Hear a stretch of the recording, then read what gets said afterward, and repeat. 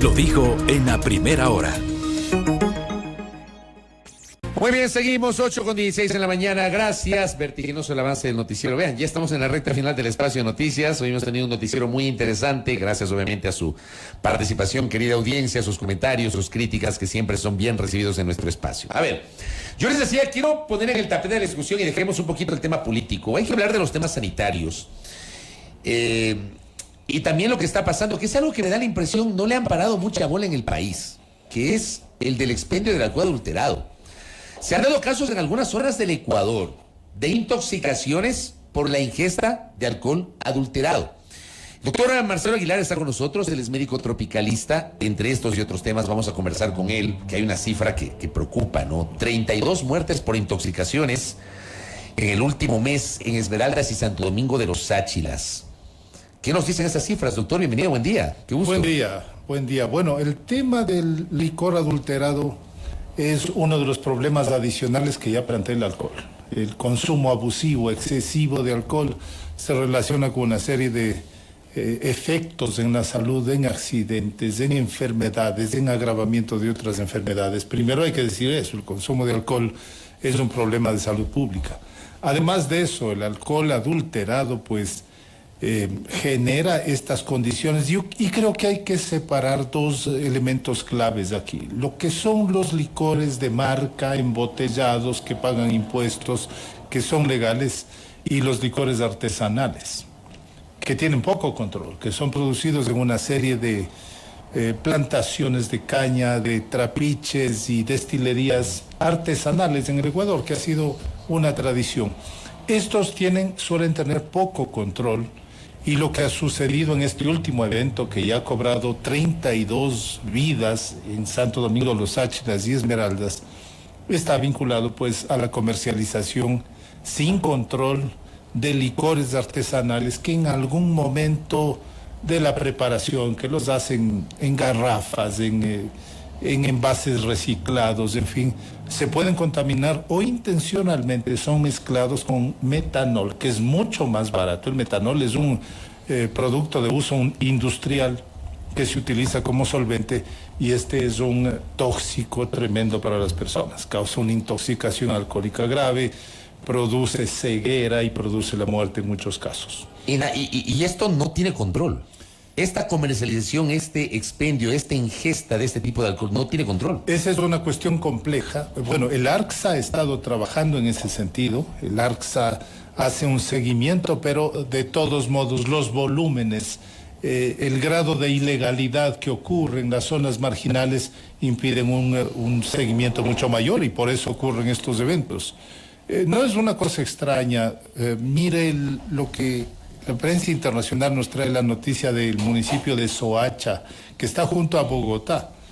En este caso es adulteración de licores de una marca muy conocida allí y murieron ya 38 personas.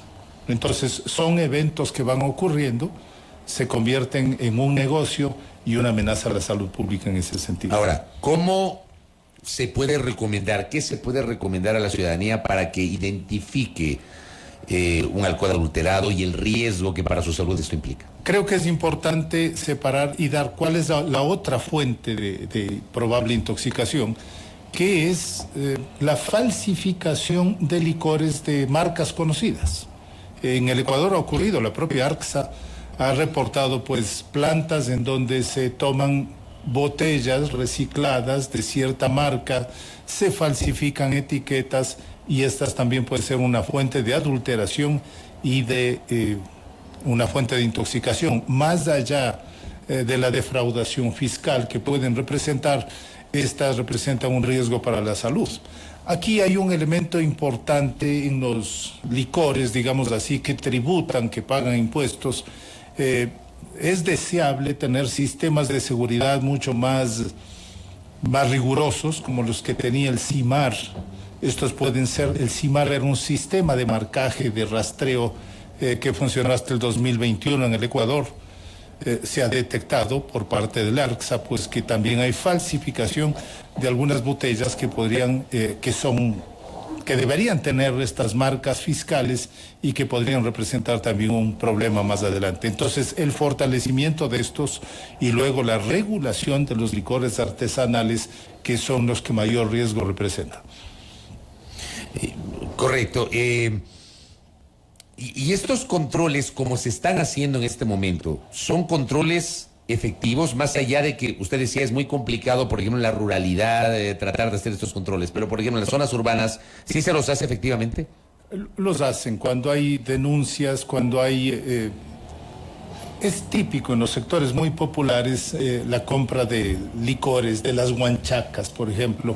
Entonces esos pueden ser detectados y pueden ser seguidos. Efectivamente se han hecho decomisos, según nos decía el señor ministro de Salud, de hasta 70.000 litros de alcohol, etanol. Pero el problema es que ese etanol puede ser mezclado, puede ser manipulado de forma inadecuada y convertirse en un riesgo por la contaminación. Acá me dicen, los comerciantes intermediarios son los que por tener más utilidad adicionan alcohol industrial. ¿Esta puede ser también un fenómeno que está ocurriendo? Yo diría que son cosas mucho más específicas, porque la adición hacen quienes están haciendo el embotellamiento ilegal, quienes están reciclando estos licores de marca y que los venden a precios muy inferiores, y es más bien en ese ámbito en donde se produce la falsificación. ¿El Estado ecuatoriano debería volver al sistema CIMAR que usted ha señalado? El sistema CIMAR fue un mecanismo muy importante, incluso reconocido por organismos internacionales, que tenía centralizado un solo tipo de etiqueta fiscal para todos los licores, todos los cigarrillos sujetos a tributación, principalmente lo hacían por tributación, pero tiene un efecto de protección secundaria hacia la salud pública. Luego se delegó a que las empresas, cada una de las empresas hiciera su etiqueta. Eso da mayores dificultades porque coexisten diversas etiquetas fiscales y eso da complicaciones para el control. Entonces, tener una sola etiqueta fiscal con un sistema centralizado da mayores seguridades y sería deseable partir hacia ese punto. Acá un oyente nos dice, en Bolívar con el pájaro azul nunca ha habido intoxicados, dice. Bueno, Bolívar tiene una antigua tradición de producción de alcoholes y una de las cuestiones claves es la seguridad que usan los propios productores para generar alcoholes que no tengan este tipo de riesgos de contaminación. Así es. Vean, correcto, doctor. Hablando justamente del alcohol adulterado, acá nos dicen, ¿por qué es complejo el control? ¿Se ven en empaques similares al original? Nos pregunta Silvia. Sí, pueden ser algunas botellas muy parecidas, incluso botellas originales que han sido recicladas, las rellenan con un licor parecido en términos de Y les color, ponen sello también. y les ponen un sello falsificado. Claro, ¿y cómo sabemos que ese sello es el original? Esa es la parte complicada. Por ejemplo, el ARCSA tiene ciertas aplicaciones que permiten conocer si es que es original o no. Pero en un momento determinado, en una fiesta, en una jarana, en un festejo popular, difícilmente la gente va a hacer ese tipo de verificaciones. Claro. Por eso la recomendación es que busquen licores en sitios confiables y que también consideren que el consumo excesivo, abusivo del alcohol es un problema para la salud. Correcto, doctor. Dejemos el lado del alcohol, hablemos de la situación sanitaria. Ayer estuve en un evento en el Salón de la Ciudad, donde era obligatorio utilizar la mascarilla. Dijeron, aquí si no tienen mascarilla no pueden estar dentro del Salón de la Ciudad, es decir, ya se están cumpliendo estas disposiciones de volver al uso obligatorio de mascarilla en espacios cerrados. ¿Era necesario hacerlo, doctor? Sí, creo que es necesario hacerlo. ¿Qué es lo que está viviendo el Ecuador? Esta fase de fin de año, que incluye octubre, noviembre, diciembre, suele ocurrir un brote estacional de virus respiratorios. Esto ocurría antes de la pandemia. En esta fase, en este momento, al tercer año de pandemia, hay algunas situaciones especiales. El primero es que se incorpora el virus y las variantes de la COVID-19 que son más transmisibles, como la BQ1, la BQ1.1, que son altamente transmisibles. Recordemos que una cosa parecida ocurrió el año pasado con Omicron.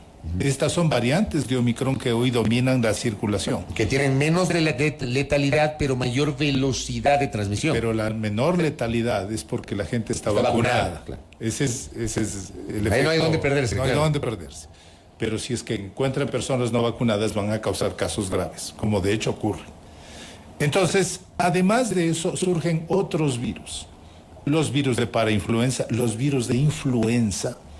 En el hemisferio norte, este se llama como tiempo de influenza, flu time. Y el frío genera una mayor velocidad de transmisión de estos virus que causan el resfriado común y los de influenza, además los de la COVID.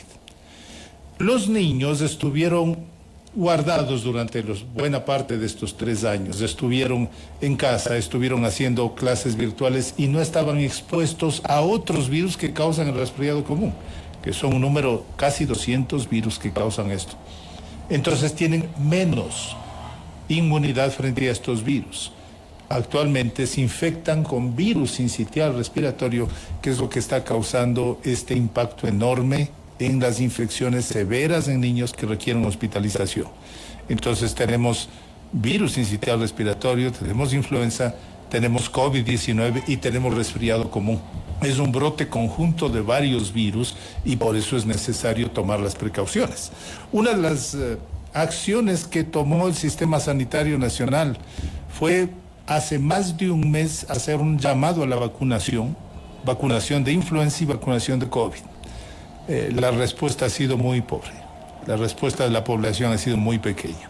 Están Pero disponibles. ¿No será que falta información? Yo le iba a preguntar, porque yo no sé dónde están vacunando de influenza, por ejemplo. Probablemente sea eso, pero, por ejemplo, estos espacios son importantes para llamar a las personas que se vacunan de influenza y quienes no se han vacunado de COVID, que se pongan los refuerzos y mucho más que se vacunen aquellos que no se vacunaron.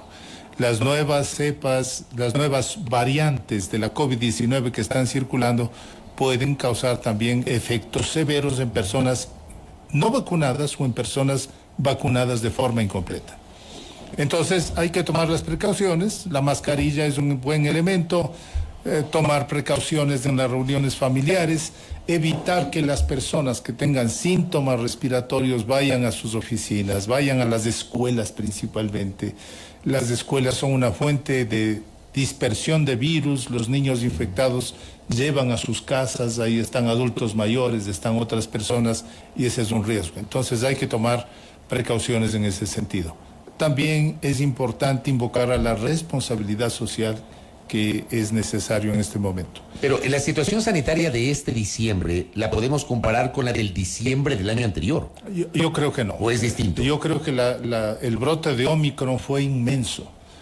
Omicron cuando empezó a circular tuvo una epidemia explosiva en todo el mundo y cuando llegó aquí durante el mes de diciembre tuvo una aceleración enorme y el brote duró enero, febrero y marzo. No se tomaron medidas más severas en ese momento. Yo creo que ahora se han recomendado algunas de estas medidas y yo esperaría que lleguemos a enero y febrero en mejores condiciones. Ya, y volver tal vez al no uso de la mascarilla. Sí. Recordemos que seguimos en pandemia y que algunos de los países del mundo vamos a seguir siendo afectados por ciertas condiciones sanitarias, por ciertas condiciones sociales. Y es necesario en determinadas coyunturas tomar medidas adicionales para evitar males mayores. Ahora, es inevitable hacer la comparación, porque yo le decía fuera de micrófonos, yo acabo de llegar casi un mes fuera del país, estuve 3 semanas en Qatar y 3 días en Francia, y allá la mascarilla ni pensarlo, ni pensarlo. O sea, ¿por qué eso ocurre en otros países y acá en Ecuador se toman estas decisiones? Son condiciones sanitarias distintas.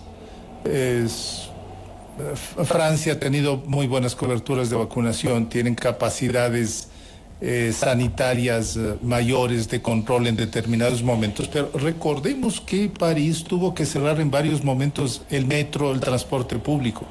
Entonces son situaciones epidemiológicas locales las que obligan a tomar este tipo de medidas adicionales. En el hemisferio norte, en general, si usted mira en Estados Unidos, en este momento. Hay determinadas zonas que tienen una alta transmisión de COVID, hay mortalidad por COVID, hay semanas que en Florida tenían 256 fallecidos son las características epidemiológicas locales las que obligan a tomar esas medidas. Correcto, ahí se entiende. Doctor, gracias por el tiempo. Siempre sus aportes desde el campo de la medicina son muy importantes. Muy gentil. Con mucho gusto, Fabricio. Gracias a nuestro invitado, el médico tropicalista Marcelo Aguilar, hablando sobre alcohol adulterado y también esta situación sanitaria que estamos viviendo con estos rebrotes. Hay que cuidarnos, evidentemente, ahora en el mes de diciembre. 8:32. Primera plana. Todas las noticias, todas las voces.